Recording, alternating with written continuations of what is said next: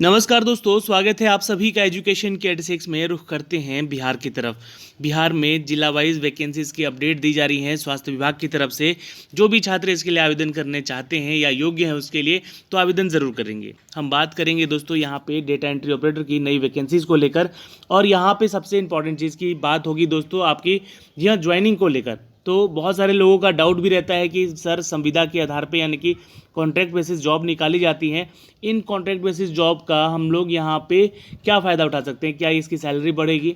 क्या इसमें सैलरी मिलती है सर, या फिर ऐसे ही बस पेपर पे ये अपडेट दी जाती है? तो आज सब जवाब देंगे। एक न्यूज़ पेपर के माध्यम से एक न्यूज़ अपडेट भी आज किया गया है, उस न्यूज़ पेपर के बारे में भी आपको बताएंगे यहाँ पे, जो कि न्यूज़ यहाँ पे दिया गया है। दोस्तों इस वीडियो के बारे में सारे डिटेल ऑफिशियल आपको दे रहे हैं यहाँ पे।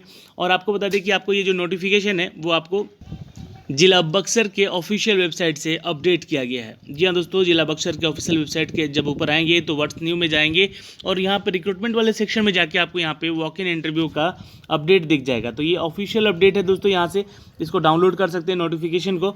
और आपको यहाँ से अप्लाई नहीं करना है, सीधे आपको बक्सर जाना है। वहाँ पे क्या करना है, तो आपको डेटा एंट्री ऑपरेटर के लिए आवेदन करना है। अभी मधुबनी में बहुत सारे वहाँ पे पोस्ट के लिए, वेरियस पोस्ट के लिए आवेदन मांगे गए थे और वहाँ पे इंटरव्यू चल रहा है। तो पहले ही दिन बहुत हंगामा हो गया था वहाँ पे, क्योंकि बहुत सारी चीज़ें गाइडलाइंस के जरिए नहीं बताई गई थी। गाइडलाइन में ये नहीं बताया गया था कि आपका पहले कोविड टेस्ट होगा फिर आपको यहाँ पे इंटरव्यू देने का मौका मिलेगा। और वहाँ पे जाते से ही छात्रों के साथ कोविड टेस्ट होने लगा था। कोविड टेस्ट हुआ उसके बाद ही छात्र जो है हंगामा करने वो शुरू कर दिए। ये चीज़ें आपको पहले बतानी चाहिए थी। और यहाँ पे जैसे ही हंगामा शुरू हुआ तो पुलिसकर्मी आए और बाकी मामलों को शांत किए वहाँ पे। फिर बाद में वो इंटरव्यू सेशन कंप्लीट किया गया। अब वहाँ पे लगातार 30 मई तक जो है डेट मेंशन है। मधुबनी वाले ज़िले के ऑफिशियल वेबसाइट पे जाके आप चेक कर सकते हैं, या फिर मैंने आपको उसके बारे में सारा डिटेल बताया भी है, तो आप उस वीडियो को देख लीजिएगा। उसका भी लिंक मैंने डिस्क्रिप्शन में दे दिया है, या तो यहाँ पे आई बटन पे आपको दिख जाएगा।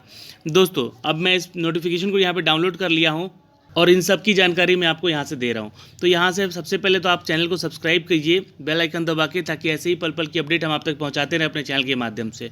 बिहार की परीक्षाओं की तैयारी कर रहे हैं तो आप हमारा चैनल YT एजुकेशन भी सब्सक्राइब कर सकते हैं और उसका एप्लीकेशन भी आप डाउनलोड कर सकते हैं, जिसका लिंक मैंने डिस्क्रिप्शन में दे रखा है। डाउनलोड कीजिए और अपनी तैयारी को और मजबूत कीजिए। इस कोरोना के संकट काल में खुद को जितना मोटिवेट रखेंगे, खुद को जितना तैयार रखेंगे, आने वाले समय में आपकी नौकरी एकदम पक्की होगी, ये विश्वास मानिएगा। चलिए दोस्तों, मैं बाकी सारे अपडेट अपने चैनल के माध्यम से आपको दे ही रहा हूँ। कल भी एक अपडेट दिया था दोस्तों, बिहार BEd एग्ज़ाम को लेकर भी डेट पोस्टपोन किया गया है और नई डेट की तिथि भी यहाँ पे जारी कर दी गई है, तो इसको भी देख लीजिएगा ज़रूर से। तो दोस्तों चर्चा होगी इस वैकेंसी को लेकर तो 26 और 27 मई, मैं यहाँ पे आपको सबसे पहले तो डेट दिखा दूँ कि 26 और 27 मई को आपको बुलाया गया है इंटरव्यू के लिए। अब मैं आपको पहले बता दूं कि यहाँ भी मधुबनी जैसा कोई हंगामा ना हो जाए, इसलिए आपको डेटा एंट्री ऑपरेटर के जॉब के लिए सबसे पहले तो कोविड टेस्ट से गुजरना होगा, अगर यहाँ पे लिया जाता है तो। ठीक है, कोविड-19 टेस्ट से गुजरना होगा। टेस्ट में अगर आप पास होते हैं, मतलब कि आपका जो रिपोर्ट आता है तुरंत विदिन आपको उस टेस्ट के बाद आपको बता दिया जाएगा कि आपका रिपोर्ट निगेटिव है या पॉजिटिव है, तो आपको यहाँ पे इंटरव्यू देने का मौका ज़रूर मिलेगा। दोस्तों ये जो समय है आपके लिए बुलाया गया है 26 और 27 मई को। तो पैनल जो तैयार हो चुका है इसके लिए, जो डेटा एंट्री ऑपरेटर का वैकेंसी है इसके लिए योग्यता क्या मांगी गई है तो ये जानना ज़रूरी है। डेटा एंट्री ऑपरेटर के लिए आपका इंटरमीडिएट होना ज़रूरी है और एटलीस्ट 6 महीने का सर्टिफिकेट होना चाहिए। किसमें, तो कंप्यूटर में। ठीक है, 6 महीने का कोई कंप्यूटर का कोर्स कर रखा है, जैसे कि डिप्लोमा में बहुत DCA करते हैं लोग, तो वो भी सर्टिफिकेट यहाँ पे लगा सकते हैं।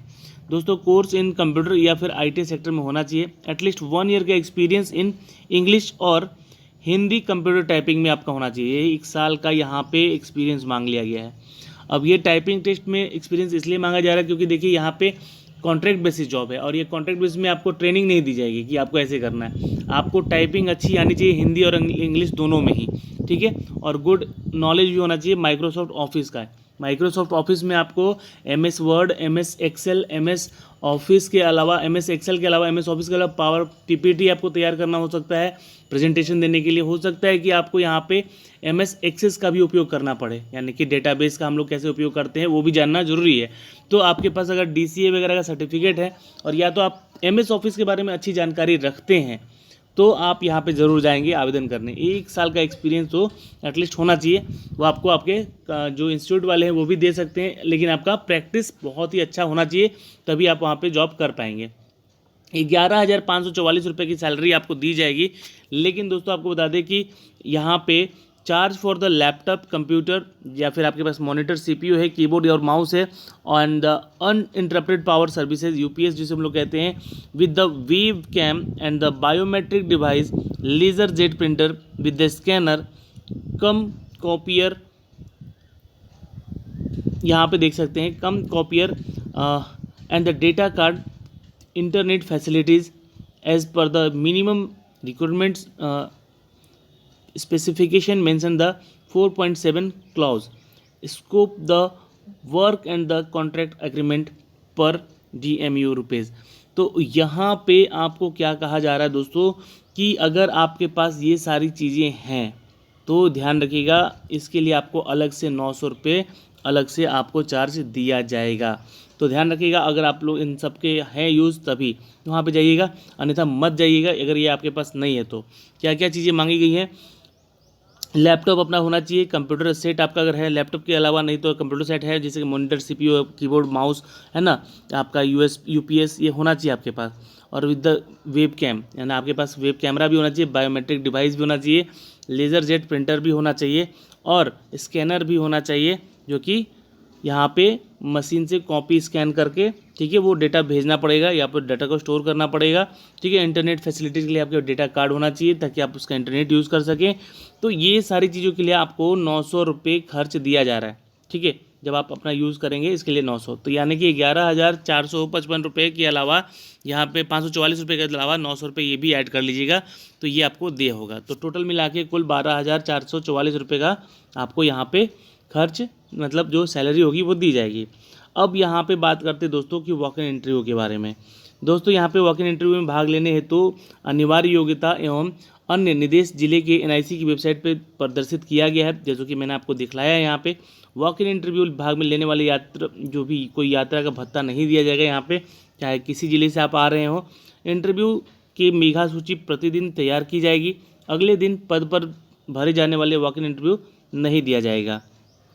दोस्तों आप सभी को बता दें कि वॉक इन इंटरव्यू आयोजित की जाएगी। यहाँ पे साक्षात्कार का मूल शैक्षणिक प्रमाण पत्र और यहाँ पे दोस्तों प्रमाणित छात्र पत्र जो है ना, वो आपको उपस्थित ले जाने होंगे। आपके डॉक्यूमेंट्स वगैरह सब ले जाना होगा वहाँ पे, और उसका मूल प्रमाण पत्र भी, ओरिजिनल भी लेके जाना होगा।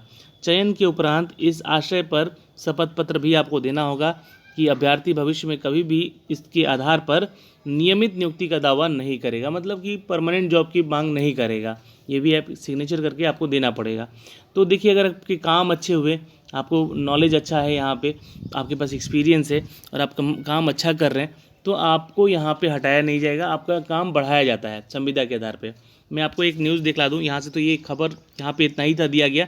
आपको 26 और 27 मई को जाना है इंटरव्यू के लिए, ठीक है। लेकिन आज की खबर से एक अपडेट दिया गया है कि संविदा कर्मियों को लॉकडाउन का भी वेतन मिलेगा।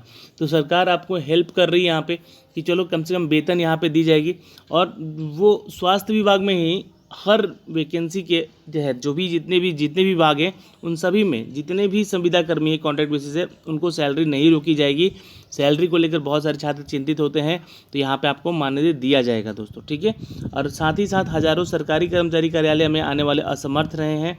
इस कारण से नियमित कर्मियों के संविदा और एजेंसी के जरिए उनको कर्मचारियों को यहाँ पे हाजिरी दर्ज नहीं हो सकती है। और राज्य में ऐसे कर्मचारियों की कुल संख्या 12 लाख से अधिक है, जिसमें कि 3.44 नियमित कर्मी हैं।